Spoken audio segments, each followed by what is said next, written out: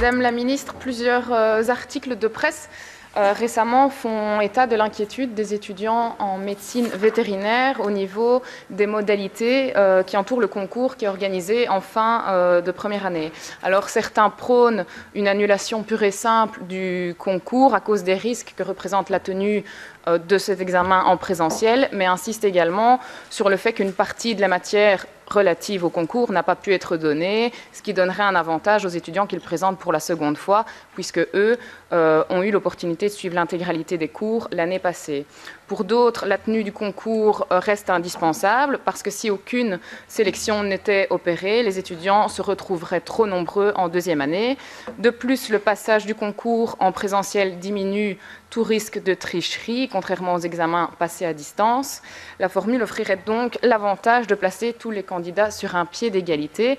Les universités garantissent par ailleurs qu'elles disposent de l'espace qui est nécessaire pour respecter les mesures de distanciation sociale. Madame la ministre, pourriez-vous me faire connaître votre position sur le sujet et partant, pouvez-vous me confirmer que les étudiants vétérinaires ont bien été informés en ce sens? Merci. Oui, en effet, moi aussi, j'ai rencontré par visioconférence, j'ai eu au téléphone cette étudiante dont vous parlez, j'ai également reçu par quelques emails à ce sujet, et donc les étudiants ont fait part de deux types de considérations. Le premier, certains demandaient l'annulation en raison de craintes liées au fait que cet examen est en présentiel, et certains demandaient aussi le maintien. Pour rappel, la faculté vétérinaire de Liège a perdu son accréditation européenne en raison d'un trop grand nombre d'étudiants vétérinaires et du nombre trop peu important d'encadrants et d'animaux. Et donc, certains étudiants souhaitaient le maintien du concours. Mais il y avait en effet beaucoup de questions sur les modalités d'organisation. Et c'est la raison pour laquelle j'ai demandé l'organisation d'une réunion du CREF, du Conseil des recteurs francophones, et du Steering Committee, donc le comité qui réunit les doyens des facultés vétérinaires, pour discuter de la question et envisager des modalités alternatives si cela était possible. On a envisagé toutes les alternatives possibles et nous avons décidé de maintenir le concours. Donc il y avait un consensus extrêmement large, pour ne pas dire unanimité, le concours en présentiel sur base d'un QCM. Alors le QCM porte bien sur la matière qui a été vue au deuxième quadri, matière qui a été adaptée puisque tout n'a en effet pas pu être vu. Donc je pense que là c'est un premier élément pour rassurer les étudiants. Alors pourquoi le présentiel? Nous avons évidemment demandé l'avis de la Céléval, l'un des experts sanitaires, afin de voir si c'était possible de le tenir en présentiel, étant donné les conditions sanitaires actuelles. Et donc, nous avons reçu ce feu vert parce que, précisément, il s'agit de 700 étudiants sur 4 universités, et donc le nombre d'étudiants est peu élevé, mais bien évidemment, nous avons une checklist que les établissements devront remplir pour pouvoir organiser cet événement en présentiel. Pourquoi en présentiel ? Alors que par ailleurs nous essayons de l'organiser à distance pour d'autres examens, et donc je comprends que les étudiants se posent des questions, précisément parce que c'est un concours, et que donc un examen à distance comporte un léger risque supplémentaire de triche ou d'erreur, et donc étant donné qu'il s'agit d'un concours avec un classement, et qu'un étudiant qui échoue simplement n'est pas retenu, donc il a été considéré que c'était un risque trop important et qu'il fallait maintenir l'examen en présentiel.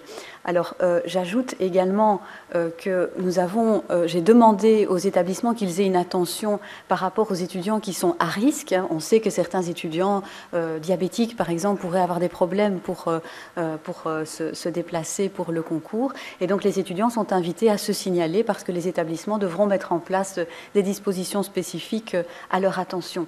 De la même manière, on comprend bien toute la difficulté psychologique et aussi des difficultés matérielles qui peuvent se poser.